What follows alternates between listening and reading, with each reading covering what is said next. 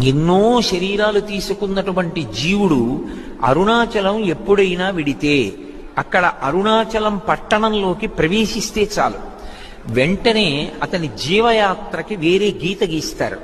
అరుణాచలము వెళ్ళక ముందు, అరుణాచలము వెళ్ళిన తరువాత అని. అంటే అరుణాచలానికి ఎంత వైభవం ఉందో, ఆ క్షేత్రం ఎంత గొప్పదో మనం అర్థం చేసుకోవచ్చు. అక్కడ ఉన్నటువంటి లింగం అగ్నిలింగం. నేను మీతో మనవి చేశాను, పరమశివుడు అష్టమూర్తి తత్వంతో ఉంటాడు.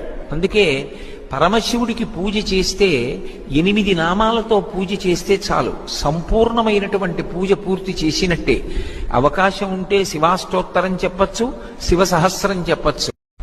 ఎన్నో శరీరాలు తీసుకున్నటువంటి జీవుడు అరుణాచలం ఎప్పుడైనా విడితే అక్కడ అరుణాచలం పట్టణంలోకి ప్రవేశిస్తే చాలు, వెంటనే అతని జీవయాత్రకి వేరే గీత గీస్తారు. అరుణాచలము వెళ్ళక ముందు, అరుణాచలము వెళ్ళిన తరువాత అని. అంటే అరుణాచలానికి ఎంత వైభవం ఉందో, ఆ క్షేత్రం ఎంత గొప్పదో మనం అర్థం చేసుకోవచ్చు. అక్కడ ఉన్నటువంటి లింగం అగ్నిలింగం. నేను మీతో మనవి చేశాను, పరమశివుడు అష్టమూర్తి తత్వంతో ఉంటాడు. అందుకే పరమశివుడికి పూజ చేస్తే 8 నామాలతో పూజ చేస్తే చాలు, సంపూర్ణమైనటువంటి పూజ పూర్తి చేసినట్టే.